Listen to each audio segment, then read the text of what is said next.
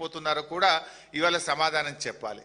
ఇవాళ రాష్ట్రంలో లో వోల్టేజ్ తోని రైతుల మోటార్లు ట్రాన్స్ఫార్మర్లు విపరీతంగా కాలిపోయి రైతులు బాగా ఇబ్బంది పడుతున్నటువంటి పరిస్థితి ఉంది. మీ ప్రభుత్వం వచ్చినాక అన్ని కోతలే. రుణమాఫీ చేస్తామన్నారు, సగం మంది రైతులకు కోత పెట్టిండ్రు. రైతు భరోసా మేము 15,000 ఇస్తామన్నారు, 3 సీజన్లకు రైతు భరోసాలో కోత పెట్టిండ్రు. యూరియా ఎరువుల సరఫరాల్లో కోతలు పెట్టినారు. పంటల బోనస్లో 2 యాసంగి పంటలకు కోత పెట్టినారు. ఇలా వ్యవసాయానికి 24 గంటల కరెంట్ ఇచ్చేది ఉంటే ఇలా 12 నుంచి 16 గంటలు కోత పెట్టి రైతులకు 8 గంటల కరెంట్ ఇస్తున్నారు. కరెంటులో కూడా కోత పెట్టిండ్రు.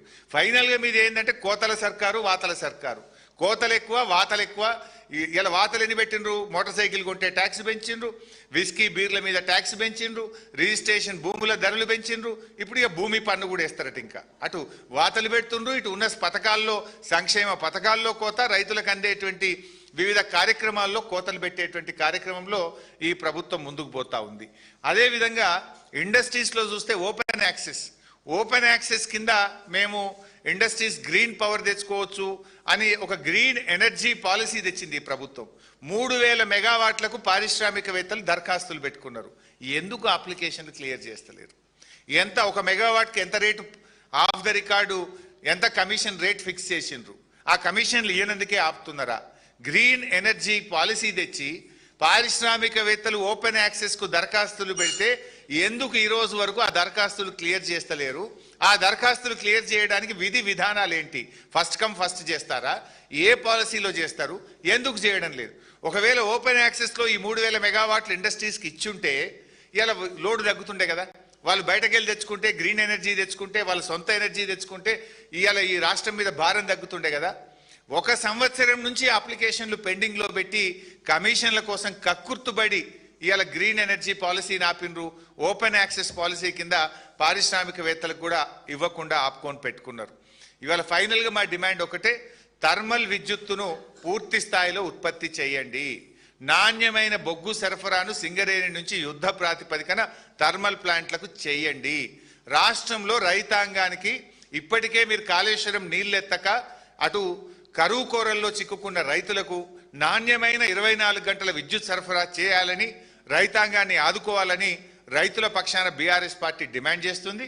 కరెంటు సరఫరాలో ప్రభుత్వం వెంటనే చర్యలు తీసుకోకపోతే రైతుల పక్షాన బీఆర్ఎస్ పార్టీ పెద్ద ఎత్తున పోరాటానికి శ్రీకారం చుడుతుందని ఈ ప్రభుత్వాన్ని హెచ్చరిస్తున్నాం. Thank you.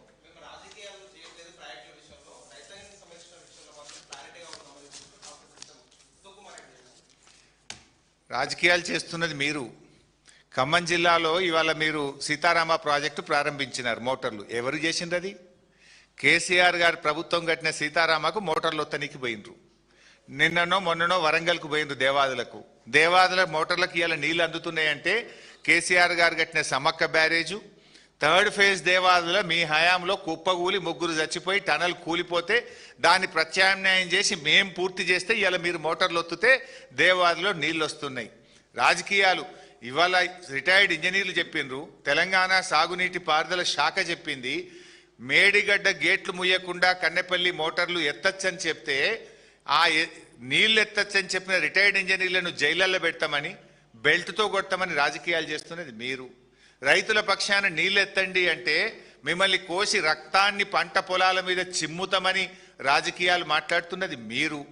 మేము రైతులకు నీళ్ళు అందించండి, రైతులకు కరెంట్ ఇవ్వండి, ఇవాళ విద్యుత్ సామర్థ్యం ఉన్నది, కావలసిన ప్లాంట్లు ఉన్నాయి, బొగ్గు లేక విద్యుత్ ఉత్పత్తి ఆగింది, దృష్టి పెట్టండి అని ప్రభుత్వాన్ని ముళ్ళుగట్టబెట్టి నిద్ర లేపుతున్నాం.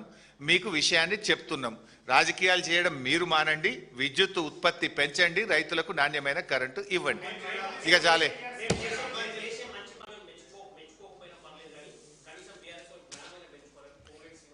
చేసిన మంచి పనులు ఏందండి? 2 పంటలకు బోనస్ ఎగ్గొట్టుడు మంచి పనా? మీరు చేసిన మంచి పని రుణమాఫీ కోసం 35,000 కోట్లు పెట్టామని బడ్జెట్లో అసెంబ్లీలో చెప్పి 18,000 కోట్లు చేసి మిగతా 18,000 కోట్లు ఎగ్గొట్టడం మీరు చేసిన మంచి పనా? పంటలు కొనండి అంటే 5 కిలోల తరుగు పెట్టి రైతుల ఉసురు పోసుకోవడం మీరు చేసిన మంచి పనా? మీరు చేసిన మంచి పని 24 గంటల కరెంటు కేసీఆర్ గారు ఇస్తే 8 గంటల కరెంటు కూడా రైతులకు ఇవ్వకపోవడం అనేది మీరు చేసిన మంచి పనా? 3 పంటలకు రైతు బంధు ఎగ్గొట్టడం మీరు చేసిన మంచి పనా? భూముల ధరలు పెంచి ఇవాళ రిజిస్ట్రేషన్ ఛార్జీలు పెంచడం మీరు చేసిన మంచి పనా?